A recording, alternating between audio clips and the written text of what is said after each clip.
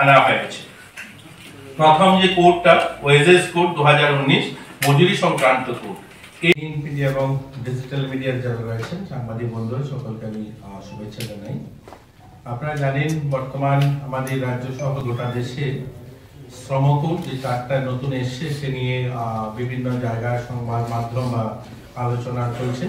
তা নিয়ে আমি আজকে আপনাদের সামনে তুলে ধরতে চাই যে শ্রম কোডগুলো সম্বন্ধিত যে আমাদের সারা দেশব্যাপী যে শ্রমিক এবং অন্যান্য বর্গের যারা রয়েছেন তাদের যে সুবিধা বা জীবনমান উন্নয়নের লক্ষ্যে যে সিদ্ধান্ত নেওয়া হয়েছে সেই বিষয়েই আজকে আমি সংক্ষিপ্ত বিবরণ আপনাদের সামনে তুলে ধরতে চাই। আপনারা সকলে জানেন কোড ওয়েজেস 2019 মজুরি সংক্রান্ত কোড এবং ইন্ডাস্ট্রিয়াল রিলেশন কোড 2020 শিল্প সম্পর্কিত কোড। তৃতীয় হচ্ছে কোড অন সোশ্যাল সিকিউরিটি 2020 সামাজিক সুরক্ষা code, occupational safety health and working condition code 2020 পেশাগত নিরাপত্তা এবং স্বাস্থ্য কাজের পরিবেশের কোড। এই চারটা কোড বিগত সময় যে 29টা কোড ছিল সেগুলোকে মার্জ করে একসঙ্গে এই চারটা কোডে নিয়ে আসা হয়েছে।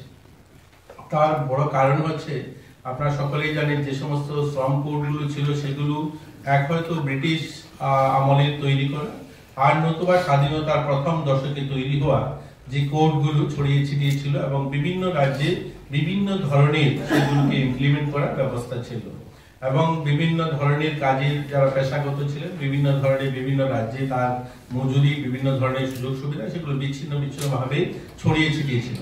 সেগুলোকে কম্পাইল করে একসঙ্গে গোটা দেশব্যাপী যেন সমস্ত স্তরের শ্রমিকরা তার উপকৃত হন এবং বিভিন্ন সময়ের সঙ্গে তাল মিলিয়ে বর্তমান সময় যখন এই শ্রম কোড তৈরি হয়েছিল তখনকার অর্থনৈতিক অবস্থান দেশে বা তখনকার আমাদের শিল্প পরিকাঠামো বা আমাদের দেশের উৎপাদন পরিস্থিতি আজকে কিন্তু অনেক পরিবর্তন হয়েছে। আজকের সময় উপযোগী এবং বর্তমান সময়ে মানুষের কাজ করার ধরন আপনারা সকলেই জানেন, আমরা বলি ইজ অফ ডুইং লাইফ চাই সবাই, আমরা খুব ইজিতে কাজ করতে চাই, তো সেটা শ্রমিকের ক্ষেত্রেও সেটা মালিকের ক্ষেত্রেও। তো এটা যেন আরো ইজি করে দেওয়া যায়, সরল করে দেওয়া যায়, তার জন্যই এই শ্রম কোডগুলোকে আনা হয়েছে। প্রথম যে কোডটা ওয়েজেস কোড 2019 মজুরি সংক্রান্ত কোড। এই কোডে সব ধরনের শ্রমিক সংগঠিত হোক বা অসংগঠিত হোক সবাই শ্রম দপ্তরের নির্ধারিত ন্যূনতম মজুরি পাওয়ার অধিকারী। আগে অনেক জায়গায় আলাদা আলাদা নিয়ম ছিল, এখন তা এক করা হয়েছে সমকাজে সমবেতন। কথাটার অর্থ হচ্ছে আগে ধরুন আপনার মিডিয়ার বন্ধু যারা আছেন আপনার ইলেকট্রনিক মিডিয়াতে কাজ করেন, আপনাদের মজুরি দিল্লিতে যে পরিমাণ ছিল সেটা হয়তো ত্রিপুরায় তার ভিন্ন ছিল বা আসামে তার ভিন্ন ছিল। এখন সমকাজে সমবেতন সেটা সুনিশ্চিত হবে, অর্থাৎ এক ধরনের কাজের জন্য সমান বেতন হবে গোটা দেশে। বর্তমান সময়ে আমরা চা শ্রমিকের যে মজুরিটা দিয়ে থাকি অন্য রাজ্যে অন্য ধরনের মজুরি দেওয়া হয়ে থাকে, আবার আরেকটা রাজ্যে আর আলাদা মজুরি। এখন কি হবে, এক ক্যাটাগরি কাজের জন্য একই বেতন হবে, সমকাজে সমবেতন। এটা প্রথমত ওয়েজেস কোডে যেটা আমাদের শ্রমিকদের সুবিধাতে হবে। জাতীয় পর্যায়ে ন্যাশনাল ফ্লোর ওয়েজেস ঠিক করা হয়েছে যাতে এক রাজ্যের বেশি অন্য রাজ্যে কম তা না হতে পারে, তার জন্য এটা সরকার নির্ধারিত ওয়েজেস ঠিক করে দেবে, সেটাই যেন গোটা দেশে প্রযোজ্য হয়। নারীদের ক্ষেত্রে আগে নাইট শিফটে কিছু কাজ করা বাধা ছিল। আপনারা জানেন আমাদের দিল্লি মুম্বাই বড় বড় শহরগুলোতে মহিলারা রাত্রি শিফটে কাজ করে, কিন্তু অনেকগুলো রাজ্যে সেটা বাধা ছিল, নারীরা কাজ করতে পারবে না, আমরা বলি যে মহিলারা করতে পারবে না। এখন কিন্তু তারা নিজেরা যদি চান তাহলে সমস্ত কাজে পুরুষরা যত ধরনের কাজ করেন সমস্ত কাজে মহিলারাও অংশগ্রহণ করতে পারবে। মহিলারা যদি না রাজি থাকেন তাহলে সমস্ত অংশের কাজেই তারা কাজ করতে পারবেন। আরেকটা বিষয় হলো আপনারা দেখবেন কোন কোম্পানিতে হোটেলে বা বিভিন্ন প্রতিষ্ঠানে আগে পুরুষদের বেতন অর্থাৎ সমান কাজ করছে দুজনেই রিসেপশনে বসছেন, কিন্তু রিসেপশনে পুরুষ যিনি আছেন ওনার বেতন হয়তো 10,000 টাকা, কিন্তু মহিলা যিনি বেতন পাচ্ছেন তিনি 8,000 টাকা বেতন পান। এখন কিন্তু সেরকম হবে না, এখন নারী এবং পুরুষ সমান কাজে সমান বেতন পাবে। এখন সেই নারী যদি সেই হোটেলের রিসেপশনে বসে সেখানে যদি পুরুষ যদি 10,000 টাকা বেতন পায় মহিলাও সেখানে 10,000 টাকা বেতন পাবে। এটা বর্তমান সময় সুবিধা হয়েছে। নারীরা মাতৃত্বকালীন সময় 26 সপ্তাহ পর্যন্ত সবেতনে ছুটি পাবে, এটা আগে ছিল না, বর্তমান সময় সেটা করা হয়েছে। মহিলারা মায়েরা যারা কর্মজীবী যারা কাজ করেন তাদেরকে 26 সপ্তাহ পর্যন্ত তাদেরকে বেতন সহ ছুটি প্রদান করা হবে।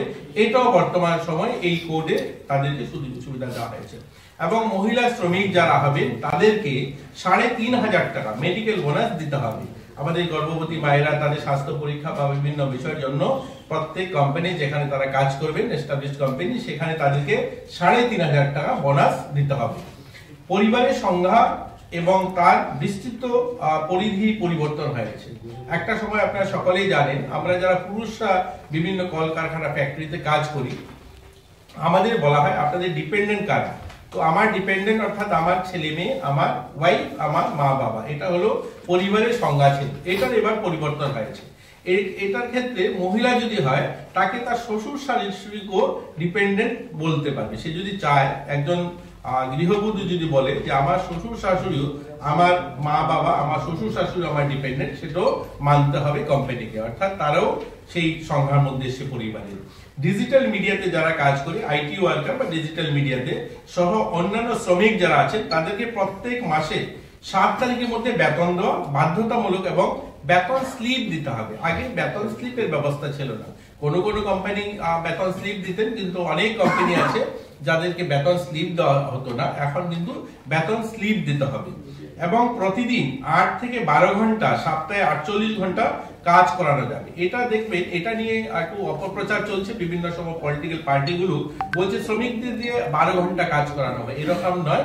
এখানে বলা হয়েছে কোন শ্রমিক যদি চান তিনি সপ্তাহে 48 ঘন্টা কাজ করে বাকি 3 দিন ছুটি নিতে পারবেন। অর্থাৎ ওনার সপ্তাহে 48 ঘন্টা, অর্থাৎ প্রতিদিন 8 ঘন্টা না কাজ করে তিনি যদি মনে করেন যে আমি একদিনে 12 ঘন্টা কাজ করবো। আমাদের ত্রিপুরার যে দেখুন অনেক পরিবর্তন হয়েছে। আমাদের বুর্জনগর রাবার পার্কে যারা গিয়েছেন দেখবেন সেখানে রাবার ইন্ডাস্ট্রিজ গুলো একদিন মেশিন চালালে পরে গোটা 15 দিন সেই মেশিন চলে।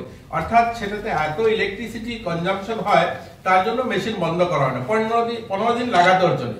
তো সেই ক্ষেত্রে সেখানে কর্মচারী যারা আছে তারা যদি মনে করে যে আমি 12 ঘন্টা কাজ করবো, আমি এক সপ্তাহে আমি 48 ঘন্টা লাগাতার কাজ করবো, তারপরে 3 দিন আমি অন্য কোথায় আমি আরো একদিন কাজ করবো, ওভার টাইম কোথায় আউটসোর্সিং অন্য কোনো কাজ করবো, সেই ক্ষেত্রে শ্রমিকের সুবিধা হলো এটা আগে। কিন্তু আমাদের কি হচ্ছে, আমরা দেখছি বামপন্থী সংগঠনগুলো অপপ্রচার করছে যে শ্রমিক থেকে বেশি শ্রম আদায় করছে। এরকম নয়। একজন শ্রমিক প্রতিদিন 8 ঘন্টা যিনি কাজ করবেন তিনি সেইভাবে 5 দিন কাজ করতে হবে, আর যিনি 12 ঘন্টা কাজ করবেন তিনি 4 দিন 48 ঘন্টা কাজ করে তিনি ছুটি নিতে পারবেন 3 দিন। তো সেই সমবেতনে তিনিও ছুটি পাবেন, যেটা আগে ছিল সেটাই এখন একটু ইজি করা হয়েছে শ্রমিকের ক্ষেত্রে, যে শ্রমিক যদি চায় সেটা করতে পারে। কর্মঘন্টার বেশি যদি কাজ করান, ধরেন এই 48 ঘন্টা সপ্তাহে কাজ করানোর কথা, তার থেকে বেশি যদি কাজ তিনি করেন তাহলে ডবল বেতন দিতে হবে। অর্থাৎ ওনার যে স্যালারি যেটা আছে, নির্ধারিত যেটা বেতন ধরা আছে, সেই বেতনের ডবল মজুরিতে ওনাকে ওভারটাইমের জন্য দিতে হবে। এটা আসছে আমাদের রাজ্যে, যদিও সেটা সংখ্যাটা খুব কম।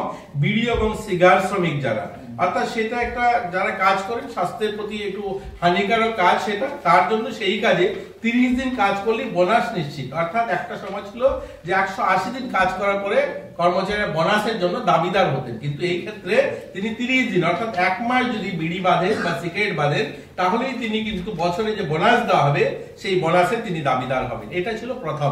এটা মোটামুটি এর মধ্যে অনেকগুলো ছিল, আমি সংক্ষিপ্ত আকারে আপনাদেরকে বোঝানোর চেষ্টা করলাম। প্রথম যে আমাদের যেটা শ্রমিক মজুরি যে কোডটা ছিল। দ্বিতীয় কোডটা হচ্ছে ইন্ডাস্ট্রিয়াল রিলেশন কোড 2020, শিল্প সম্পর্কিত কোড। এটা মূলত শ্রমিক আর নিয়োগকর্তা সম্পর্ককে মিশ্রণ রাখা বা বিরোধী সমস্যা সমাধানের সহজ প্রক্রিয়া তাড়াতাড়ি হবে। ছোটখাটো ভুলগুলোকে অপরাধ হিসেবে গণ্য করা হবে না। আগে কি হতো, কলকারখানাতে যারা কাজ করতেন মালিক পক্ষ এবং শ্রমিক পক্ষ কোনো কিছু হলেই সেখানে ইন্সপেক্টর রাজ বা সেখানে কোর্ট কাচারি বিষয় ছিল, সেগুলোকে এখন রিজলভ করে দেওয়া হয়েছে, সেগুলোকে মুছে দেওয়া হয়েছে। এখন ইন্সপেক্টর থাকবে না, ফ্যাসিলিটার, অর্থাৎ তিনি সাহায্যকারী, আপনাকে সহযোগিতাকারী হবে। আগে যেমন লেবার অফিস থেকে ইন্সপেক্টররা যেতেন, এখন ইন্সপেক্টর বলা যাবে না, এখন ফ্যাসিলিটার, অর্থাৎ তিনি সাহায্য করার জন্য যাবেন ফ্যাক্টরিতে। সেটা শ্রমিকের ক্ষেত্রে হোক আর ফ্যাক্টরির ক্ষেত্রে মালিকের পক্ষে হোক, সেটাকে সহযোগিতাকারী তিনি যাবেন, তিনি কিন্তু ইন্সপেক্টর নয়। ইন্সপেক্টর রাজ প্রধানমন্ত্রী মোদীজি শেষ করতে চাইছেন, যে সেই ধরনের পরাধীন ভাবনা আমাদের উপরে ছড়ি চালাবে, সেই ভাবনা যেন শেষ হয়। তো এখানে এইগুলো হবে। ফিক্সড টার্ম কর্মচারী স্থায়ী কর্মচারীর মতো সুবিধা পাবেন। আগে কি হতো, আমাদের ফ্যাক্টরিগুলোতে কলকারখানাতে বিশেষ করে যারা স্থায়ী কর্মচারী থাকতেন এবং অস্থায়ী কর্মচারী থাকতেন, স্থায়ী কর্মচারীদের সুবিধা আলাদা আলাদা হতো এবং অস্থায়ী কর্মচারীদের সুবিধা আলাদা হতো। এবার এরকম নয়, স্থায়ী কর্মচারীরা যা যা সুবিধা পাবেন অস্থায়ী কর্মচারীরাও সমান সুবিধা পাবেন সেই ক্ষেত্রে। এবং প্রতিষ্ঠানগুলোর জন্য রয়েছে single registration, single licence, single return, ফলে কমপ্লায়েন্স সহজ হবে এবং অনিশ্চয়তা কমবে। ফ্যাক্টরির জন্য কিন্তু এই কোডে সুবিধা দিয়েছে। সেখানে কি হয়েছে, আগে একটা ফ্যাক্টরি চালানোর জন্য অনেকগুলো লাইসেন্স করতে হতো। এই লাইসেন্সের যে বারবার অফিসে ঝামেলা মেটানো, এটা কম হয়েছে। এখন বলা হয়েছে single registration, single licence, single return এবং কমপ্লায়েন্স কমবে। এবং যেমন ইএসআই এর জন্য আগে রিটার্ন আলাদা দেওয়া হতো, ইপিএফ এর জন্য আলাদা দেওয়া হতো, পিএফ এর জন্য আলাদা দেওয়া হতো, স্যালারি স্লিপ বানানোর জন্য আলাদা করতে হতো। এখন এগুলো সব বন্ধ করে একটা রিটার্নের মধ্যে সবগুলো আসবে। তো এটা একটা ভালো সুবিধা হয়েছে, অর্থাৎ ইউনিভার্সাল, সব ইজি করে দেওয়া হচ্ছে। ইউনিয়নের স্বীকৃতি, এটা নিয়েও কিছু আলোচনা চলছে আপনাদের। ইউনিয়নের স্বীকৃতি, কর্মচারীদের অংশগ্রহণ আর নিয়োগদাতার কিছুটা নমনীয়তা বা সবকিছু ব্যালেন্স রাখা হয়েছে। বর্তমান সময়ে ইউনিয়নগুলোর ক্ষেত্রে আপনি দেখবেন আমাদের বামপন্থী বন্ধুরা আলোচনা করছেন যে তাদের ক্ষমতা খর্ব হচ্ছে, এরকম নয়। বলা হয়েছে ইন্ডাস্ট্রিতে অর্থাৎ ফ্যাক্টরিতে 51% শ্রমিকরা যে ইউনিয়নের সঙ্গে থাকবে তারা আলোচনায় বসতে পারবেন, তারা কথা বলবেন, বাকি ইউনিয়নগুলোরও প্রতিনিধিত্ব তারাই করবেন। অর্থাৎ একটা কোম্পানি 4-4টা 5-5টা 6টা ইউনিয়নের সঙ্গে কথা বলা অনেকগুলো সমস্যা। এর জন্য প্রতিনিধিত্ব করবেন 51% কর্মচারী যাদের পক্ষে থাকবে, তাদের সঙ্গে তারা বসে আলোচনা করবেন বা সমস্যার সমাধান বা যাই সেখানে যখন তিন পক্ষ নিয়ে যখন আলোচনা হয়, মালিক এবং শ্রমিক এবং সেখানে যখন আমাদের শ্রম দপ্তরকে আলোচনা করতে হয়, তখন সেই ক্ষেত্রে 51% যাদের শ্রমিক ইউনিয়নের সদস্য থাকবে তাদের সঙ্গে তারা কথা বলবেন। এগুলো বেশি কর্মী থাকলে বাধ্যতামূলক সেফটি কমিটি এবং ছোট কারখানার উপর অতিরিক্ত বোঝ কমানো। যেখানে 500 জনের উপরে কর্মী থাকবে সেখানে সেফটি কমিটি বাধ্যতামূলক করা হয়েছে। কোড অন সোশ্যাল সিকিউরিটি 2020 সামাজিক সুরক্ষা কোড, এটা তৃতীয় কোড, যেটা আমরা বলতে পারি আজকের দিনে একটা আমাদের এই বড় একটা বিশাল ভারত, জনসংখ্যা নিরিখে পৃথিবীর প্রথম যে দেশ এবং এই দেশের উৎপাদন ক্ষমতা বাড়ানো এবং আমাদের বিকশিত ভারত নির্মাণ, আত্মনির্ভর ভারত নির্মাণের যে লক্ষ্য এবং এই লক্ষ্যকে সুদৃঢ় করবে এই কোড, যে সোশ্যাল সিকিউরিটি কোড, যেটা 2020। এই কোডের মাধ্যমে শ্রমিকদের সামাজিক সুরক্ষা, শ্রমিকদের অধিকার, শ্রমিকদের ভবিষ্যৎ এবং বৃহত্তর অংশের মানুষের সামাজিক নিশ্চয়তা এই কোডে এসছে। আমি আপনাদের যারা মিডিয়ার বন্ধুরা রয়েছেন আপনাদের কাছে গুরুত্ব সহকারে এই কোডটা সম্বন্ধে আমি বলতে চাই। এই কোডে এমন কিছু মানে ইনিশিয়েটিভ নেওয়া হয়েছে যেগুলো স্বাধীন ভারতের প্রথমবার এইরকম গুরুত্বপূর্ণ সিদ্ধান্তগুলো নেওয়া হয়েছে। আপনারা সকলেই জানেন আমাদের আগরতলা শহর ছোট হলেও আমাদের কর্মপরিধি অনেক বেড়েছে। এখানে নতুন নতুন দেখবেন গিগ ওয়ার্কার, এগুলো শব্দগুলো নতুন, যদিও আমি আপনাদের সামনে বলছি আপনারাও দেখবেন। গিগ ওয়ার্কার আমাদের রাজ্যে ছিল না আজ থেকে 5 বছর আগে। এই যে ডেলিভারি বয়গুলো যারা কাঁধে করে ব্যাগ ঝুলিয়ে বাড়িতে খাবার পৌঁছে দেয়, এগুলো 5 বছর আগে আমাদের রাজ্যে ছিল না, এখন প্রথমবার শুরু হয়েছে। বা আমরা প্ল্যাটফর্ম ওয়ার্কার, এই যে অ্যামাজন বা অন্যান্য প্ল্যাটফর্ম থেকে জিনিস কেনাকাটা করি, আমরা অনলাইনে অর্ডার দিচ্ছি, বাড়িতে জিনিস নিয়ে আসে, ব্যাগ কাঁধে নিয়ে লোকগুলো চলে আসে, এগুলো আমাদের রাজ্য আজ থেকে 5 বছর আগে ছিল না। এই যে গিগ ওয়ার্কার বা প্ল্যাটফর্ম ওয়ার্কার বা অর্গানাইজ সেক্টরে বা আনঅর্গানাইজ সেক্টরে, এমনকি অভিবাসী যারা বাইরের থেকে যারা এসে কাজ করে, এইরকম যারা ওয়ার্কার, তাদের কোনো সরকারি স্বীকৃতি ছিল না। তাদেরকে কোনো ধরনের গভর্নমেন্ট স্বীকৃত শ্রমিক হিসাবে কোনো ক্যাটাগরিতে তাদেরকে ধরা ছিল না। এবার এই কোডের মাধ্যমে, সোশ্যাল সিকিউরিটি কোডের মাধ্যমে তাদেরকেও একটা সুরক্ষা ছাতা আনা হয়েছে। এমন পিএফ, ইএসআই, গ্র্যাচুইটি, মাতৃত্বকালীন সুবিধা সব অন্তর্ভুক্ত। একবার রেজিস্ট্রেশন করলেই দেশের যে কোনো জায়গায় সুবিধা পোর্টেবল থাকবে এবং জীবন বীমা, অক্ষমতা বীমা, স্বাস্থ্য প্রকল্প সব মিলিয়ে আরো বিস্তীর্ণ সুরক্ষা নিশ্চিত হলো। এই কথাটার অর্থ হলো এই যত ধরনের ওয়ার্কার বললাম, এই সমস্ত ওয়ার্কাররা একটা প্ল্যাটফর্মে রেজিস্ট্রেশন করবেন এবং এই যে প্ল্যাটফর্মে রেজিস্ট্রেশন করার পর এটা পোর্টেবল হবে। অর্থাৎ আজকে যারা গিগ ওয়ার্কার, প্ল্যাটফর্ম ওয়ার্কার, অ্যামাজনে কাজ করছে বা অন্য কোনো সেক্টরে কাজ করছে, এই লোকগুলো ধরুন দিল্লিতে চলে গেল কাজ করতে, সেখানে এখানে যে রেজিস্ট্রেশন করছে সেটাই সেখানে অর্থাৎ প্রযোজ্য হবে, সেখানে সেটাকে স্বীকৃতি পাবে। এবং এই ধরনের যারা যে ধরনের সুবিধা এখানে থাকতো সমস্ত সুবিধা তারা সেখানেও পাবে। অর্থাৎ ওই আমরা সকলেই জানেন ওয়ান নেশন ওয়ান রেশন যেটা শুরু হয়েছে, একজন রেশন কার্ড হোল্ডার আমাদের রাজ্যে সে রেশন নিতে পারবে, আসামে গিয়েও এই রেশন কার্ডে সে রেশন উঠাতে পারবে। সে দিল্লি গিয়েও রেশন উঠাতে পারবে। এরকমই এই ক্ষেত্রেও এই সমস্ত ওয়ার্কাররা এখানে যে রেজিস্ট্রেশন করবে, এই রেজিস্ট্রেশন কার্ডটা আধার লিঙ্কেজ থাকবে, সে দিল্লিতে গিয়েও সে সেই শ্রমিক হিসাবে সেখানেও তার সুবিধাগুলো তার পাবে। এটা এই কোড আমাদেরকে সুরক্ষিত করলো। আগে 5 বছর কাজ না করলে, এটা বিশাল বড় পরিবর্তন। আগে 5 বছর কোন সেক্টরে কাজ না করলে আপনি গ্র্যাচুইটি পাওয়ার যোগ্যতা অর্জন করতেন, অর্থাৎ আপনাকে 5 বছর কোম্পানিতে, আপনার মিডিয়া হাউস হোক, কল কারখানা, ফ্যাক্টরি, বিভিন্ন জায়গায় যেখানে কাজ করেন আপনাকে 5 বছর কাজ করতে হবে, তারপরেই আপনি গ্র্যাচুইটির জন্য দাবিদার হবেন।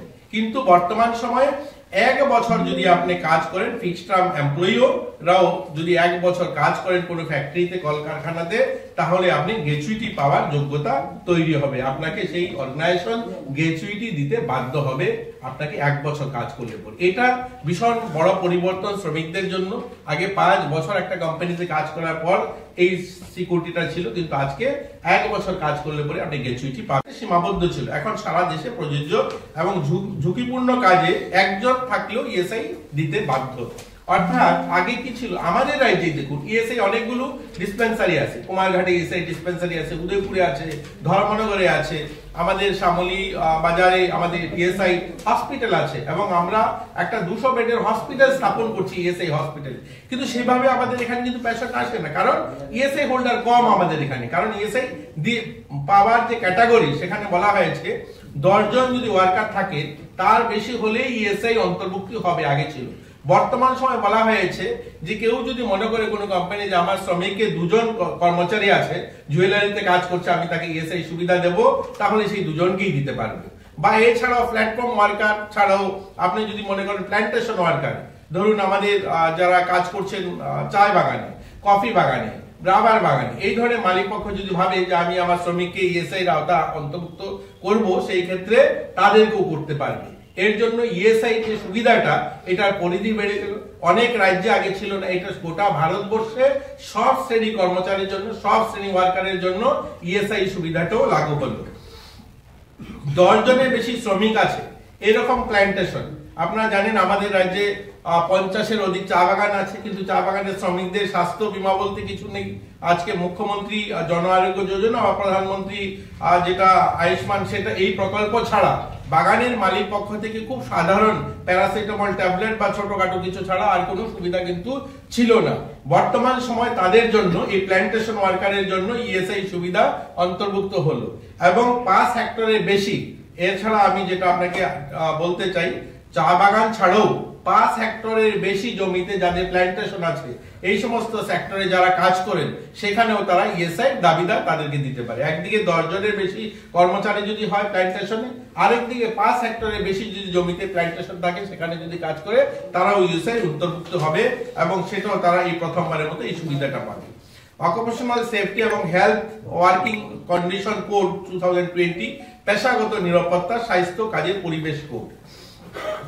4 নম্বর, আগে যেমন অ্যাপয়েন্টমেন্ট লেটার দেওয়া বাধ্যতামূলক ছিল না, এখন প্রতিটি কর্মীকে অ্যাপয়েন্টমেন্ট লেটার দেওয়া বাধ্যতামূলক। আগে কোনো অর্গানাইজেশন যেখানেই কাজ করেন না কেন, আপনারা হোক বা অন্যান্য শ্রমিকরা হোক, যে কোনো সেক্টরে, হোটেলে বা বিভিন্ন মুদিখানায়, দোকানে, ফ্যাক্টরিতে, কল কারখানায় যেখানে কাজ করতো, সব জায়গাতে এই অ্যাপয়েন্টমেন্ট লেটার দেওয়া বাধ্যতামূলক ছিল না। বর্তমান সময়ে কিন্তু অ্যাপয়েন্টমেন্ট লেটার তাদেরকে দেওয়া বাধ্যতামূলক, অর্থাৎ সব স্তরে যারা কর্মীরা আছে তারা যখনই কাজে যুক্ত হবে, তখন তাদেরকে সেই কোম্পানি অ্যাপয়েন্টমেন্ট লেটার দিতে হবে। এই কোডে কাজের জায়গায় নিরাপত্তা আর স্বাস্থ্য রক্ষার জন্য তৈরি বার্ষিক free health checkup, safety standard, ভালো কাজের পরিবেশ, এইগুলো বাধ্যতামূলক। অর্থাৎ যেখানে কাজ করবে সেখানে বছরে একবার তাদেরকে হেলথ চেকআপ করানো, এগুলো কিন্তু বাধ্যতামূলক এই কোডের মাধ্যমে এসেছে। নারীরা যারা, মহিলারা বা মায়েরা যারা রাত্রে কাজ করবে, নাইট শিফটে কাজ করতে পারবে, তবে পরিবহন এবং সিসিটিভি এই সমস্ত ব্যবস্থা ওই কলকারখানা ফ্যাক্টরিতে থাকতে হবে। মহিলারা যদি ইচ্ছা করেন কাজ করতে, সেখানে করতে পারবেন, কিন্তু মালিক পক্ষ সেখানে রাত্রির জন্য সেখানে সিসিটিভির ব্যবস্থা এবং যাতায়াতের ব্যবস্থা, তিনি যে যাতায়াত করবেন সেই ব্যবস্থা মালিক পক্ষকে করতে হবে, তবেই তারা রাত্রি শিফটে কাজ করতে পারবে।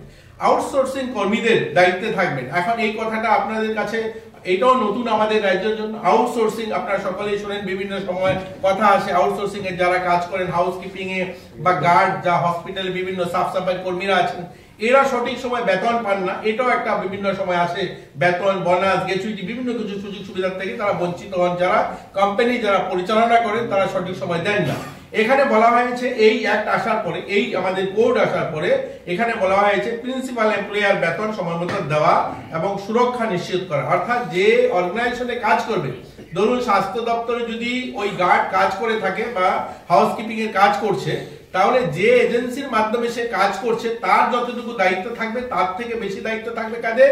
প্রিন্সিপাল এজেন্সি, অর্থাৎ যারা কাজে নিযুক্তি দিয়েছে। অর্থাৎ সেখানে যদি সেটা সরকারি হসপিটালই হোক বা প্রাইভেট কোম্পানি হোক, যে কোম্পানির হয়ে তিনি কাজ করছেন, যার জন্য কাজ করছেন প্রিন্সিপাল এজেন্সি, তাদের দায়িত্ব বেশি থাকবে এখানে। এই ক্ষেত্রে এর জন্য তাদের নিশ্চয়তা বাড়লো তাদের বেতন বা সুবিধা পাওয়ার জন্য।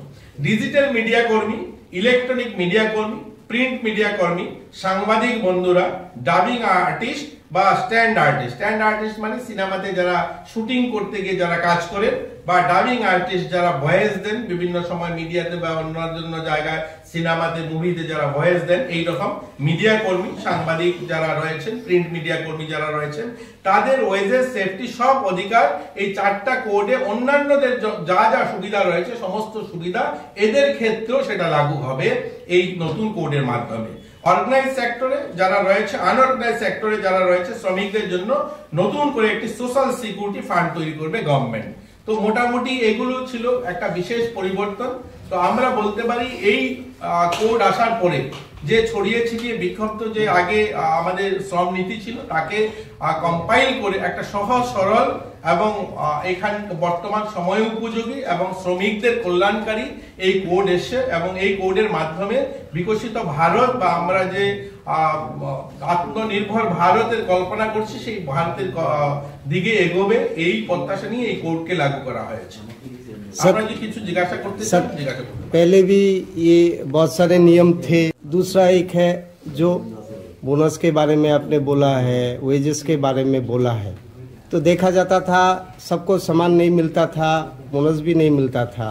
तो इसको मॉनिटर करने के लिए सरकार की तरफ से ऐसा खास कुछ देखा नहीं गया। तो अभी जो लॉ चालू होगा इससे क्या मॉनिटरिंग सही होगा, आपको क्या लगता है, या इसके लिए नया कोई कमेटी बनेगा?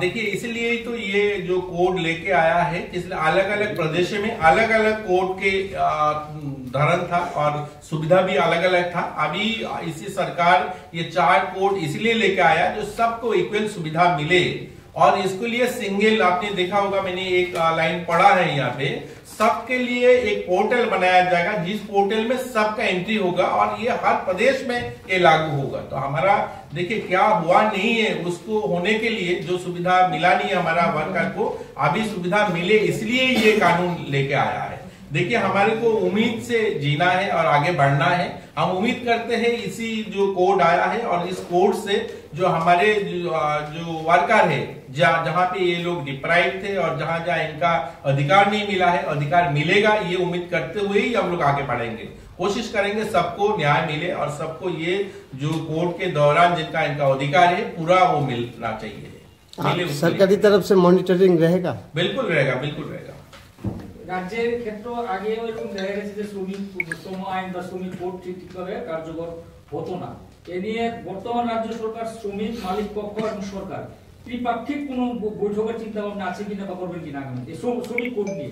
হ্যাঁ, দেখুন, শ্রমিক কোড লাগু হলো এই মাত্র, আপনারা জানেন এই মাত্রই লাগু হয়েছে, সেটা নিয়ে আমরা নিশ্চয়ই আলোচনা করব, বসবো। এবং আমাদের রাজ্য আমরা প্রথম ধাপে আমরা শুরু করেছি কয়েকদিন আগে। এই কোড লাগু হওয়ার পর আমাদের এখানকার সাংবাদিক বন্ধুরা, বিশেষ করে যারা রয়েছেন আমাদের মালিক পক্ষ এবং আমাদের শ্রমিক পক্ষের যারা রয়েছেন, ওদেরকে নিয়ে অলরেডি আমাদের শ্রম দপ্তর বসেছে প্রথম পর্যায়ে, এবং আমরা আবারও বসবো। প্রয়াস থাকবে তারাও যেন তাদের পুরো অধিকার পায়। অতীত অভিজ্ঞতা কিন্তু শ্রমিক স্বার্থ পরিপন্থী বৈঠকে বর্তমান সরকার এই জিনিসটি কিভাবে দেখে? দেখুন, অতীতে কি হলো সেটা নিয়ে আমি খুব আলোচনা করতে চাই না। আমি যদি বলি অতীতে অনেক কিছু হয়নি। আমরা আমাদের রাজ্যে যদি দেখি সবচেয়ে গরিব শ্রমিক যারা, তারা হচ্ছে চা শ্রমিক। চা শ্রমিক থেকে গরিব উদয় ভারতবর্ষে আর কোনো শ্রমিক হতে পারে না, যেখানে আজ থেকে 2018 সালে মাত্র যাদের মজুরি 104 টাকা ছিল, 104 টাকা আজকের দিনে বড় পরিবারে চায়ের খরচা হয় না, কিন্তু 104 টাকাতে ওই পরিবার চলতে হতো। কিন্তু সেই পরিবারের 100 টাকা জমি হয়নি।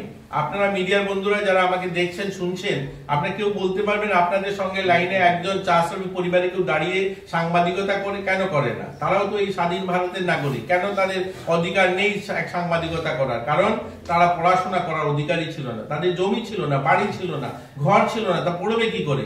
বাগান মালিকের জায়গাতে থাকতো, সেখান থেকে যদি বাইরে অন্য কাজ করতে যায় সেখান থেকে উদ্বাস্তু করে দেবে।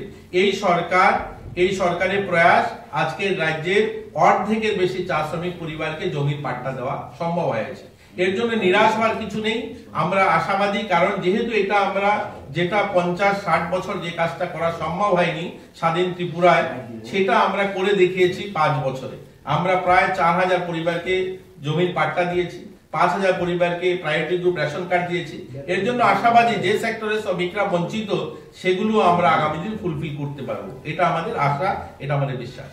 सर, इसको लेके हर जगह पे प्रोटेस्ट चल रहा है, तो सरकार क्या ये जो लॉ आए हैं उसको सही तरह लोगों के पास पहुंचा नहीं पाया है क्या? आपको क्या लगता है? जो लोग प्रोटेस्ट कर रहा है, वामपंथी संगठन प्रोटेस्ट कर रहा है, आप लोगों के माध्यम से मैं बोलना चाहता हूँ, जो लोग प्रोटेस्ट कर रहा है इनके काम प्रोटेस्ट करना है। इसका पहले भी जब देश में ऐसे कुछ परिवर्तन आया है, इन्होंने कंप्यूटर के भी विरोध किया था, इन्होंने जैसे भी आया तो बोला श्रम और जो श्रमिक है उनका काम खत्म हो जाएगा, इन्होंने बोला कंप्यूटर सीखने का कोई जरूरत नहीं है। लेकिन आज ये आने के कारण से इजी हुआ। जब डिजिटल इंडिया हो रहा था तब बोला ऑनलाइन कौन ट्रांजेक्शन करेगा, अभी सब लोग ऑनलाइन ट्रांजेक्शन करता है। तो इनका विरोध का कोई मतलब नहीं होता है। इनके शरीक जो आज के जो शरीक है यूपीए गवर्नमेंट, जो पहले सेकंड टर्म, उस सेकंड टर्म में इन्होंने विरोध किया था, इनको जो सरकार से अपना समर्थन विड्रॉ किया। क्या कारण था? बोला अमेरिका में उनके साथ परमाणु चुक्ति हुआ, वो चुक्ति से हमारे देश के जो श्रमिक है उनका क्या फायदा हुआ, क्या नुकसान हुआ? मेरे लगता नहीं है जो यहाँ पे वामपंथी लोग चलता है, वो जो मिसिल करता है उनको पता होगा, उनको ही पता नहीं है। उनको विरोध करना है, ऊपर से बोला गया है विरोध करना है, अच्छा बुरा देखना नहीं है। विरोध करना बोला है तो विरोध के लिए विरोध करना है। इनको पूछिए ना जो उनको टाइम पे श्रमिक के लिए क्या किया है। मैंने जैसे बताया उनके टाइम उन्होंने 35 साल यहाँ पे राज किया है, एक भी श्रमिक परिवार को जमीन दे पाया क्या? नहीं दे पाया है। उनको मजूरी 104 रुपया था, हमने 205 रुपया कर दिया है, 100 रुपया बढ़ा दिया हम लोगों ने 7 साल में, और उनका 35 साल में उनका मजूरी था सिर्फ 104 रुपया है।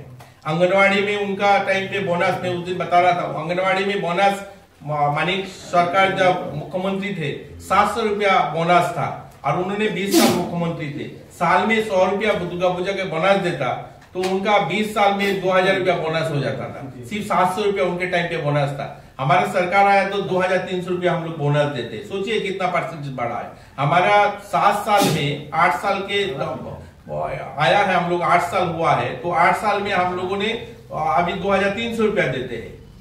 हम लोग 1600 रुपया बढ़ाया है, और उनका 20 साल में 700 रुपया बोनस देते। उनको पूछिए ना श्रमिक के लिए क्या किया है। ये बोलने के लिए बोल रहा है, ये इनका तो कुछ लेके रहना है, पॉलिटिक्स करना है, इसलिए कर रहा है।